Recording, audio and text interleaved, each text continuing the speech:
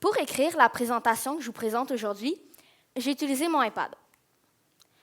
Cet objet n'est pas seulement mon outil de travail, mais représente également pour moi une source d'activité ludique ainsi qu'un moyen de communiquer avec mes contemporains.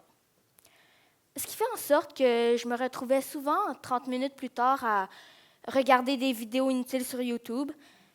Et après avoir consulté 15 fois mon compte Instagram, je fermais mon outil de travail en me promettant que j'allais être plus productive le lendemain. Malheureusement, je ne suis pas la seule à faire ceci régulièrement. Le 3/4 des Canadiens possèdent un téléphone intelligent et 20% d'entre eux le consultent plus de 50 fois par jour. Ces chiffres, c'est sans compter la télévision, les ordinateurs, les tablettes, les montres. Que l'on le veuille ou non, la technologie est devenue une partie intégrante de notre quotidien. L'Internet est maintenant une ressource que l'on trouve à volonté, ce qui rend difficile de s'en servir avec modération.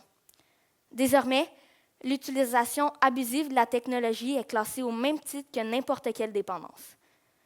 La différence avec les autres, et ce qui la rend encore plus dangereuse, c'est qu'alors que ces autres dépendances sont associées à des profils d'individus particuliers, la cyberdépendance peut affecter tout le monde, quel que soit l'âge, le sexe ou la situation socio-économique. La situation que je vous ai expliquée tout à l'heure, il y a plusieurs jeunes de mon âge qui la subissent quotidiennement. En réalité, ce comportement est tout à fait normal, puisque les applications sont spécialement conçues pour nous rendre accros. Certains appellent ça le piratage cérébral. Quand tu reçois une notification ou des likes, ton cerveau produit de la dopamine, qui est un neurotransmetteur qui procure du plaisir et de l'excitation. À force d'être constamment confronté à ce type de réaction, ton cerveau l'anticipe et sécrète cette hormone dès que tu prends un appareil. C'est ce phénomène qui cause les comportements addictifs. Et ça, les compagnies le savent très bien. Ils vont aller jusqu'à employer des programmeurs et des spécialistes en sciences cognitives et de la psychologie pour arriver à maximiser cet aspect qui nous rend si vulnérables.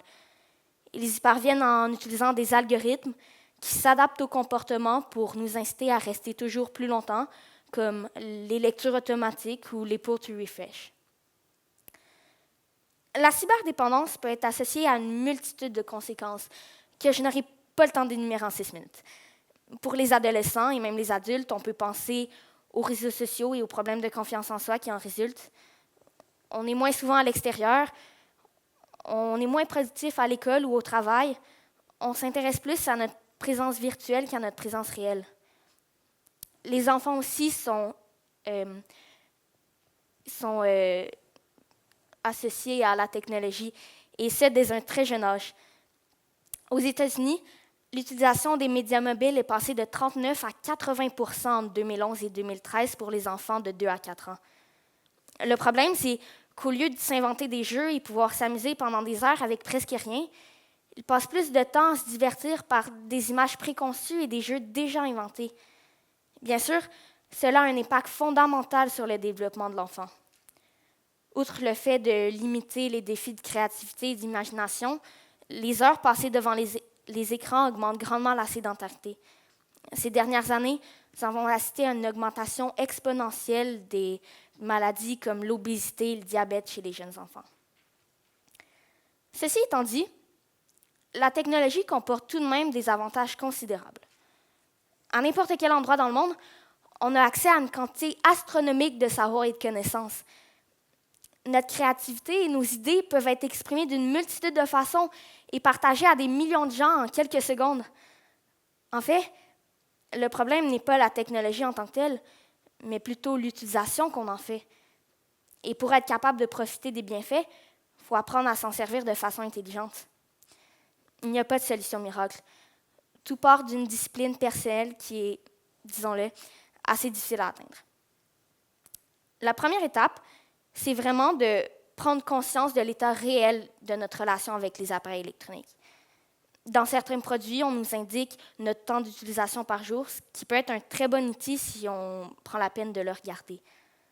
Ensuite, on devrait mettre en place des mesures pour nous aider à parvenir à ces objectifs. Par exemple, certaines écoles au Québec ont commencé à interdire complètement les téléphones cellulaires et ont immédiatement remarqué des changements très positifs. De plus, il n'y a pas juste les internautes qui devraient faire des efforts. Il devrait avoir un meilleur encadrement des entreprises ainsi qu'un design réellement éthique des applications. Certains ont déjà commencé à le faire, comme Tristan Harris, qui a quitté son poste à Google pour fonder le Center for Human Technology, un organisme qui milite contre le piratage cérébral. Finalement, si vous êtes les parents d'enfants en bas âge, ne leur donnez pas tout de suite un écran dans les mains. L'Association canadienne de pédiatrie recommande aucune exposition aux écrans pour les moins de 2 ans et moins d'1 heure par jour pour les 2 à 4 ans. Bref, la technologie a un grand impact sur le monde d'aujourd'hui et en aura un encore plus grand sur le monde de demain. On n'a pas le choix. On ne peut pas revenir en arrière. Le seul choix qu'on peut faire, c'est de décider si cet impact sera positif ou non. Il suffit d'arrêter que la machine nous contrôle et de reprendre le contrôle sur la machine. Merci.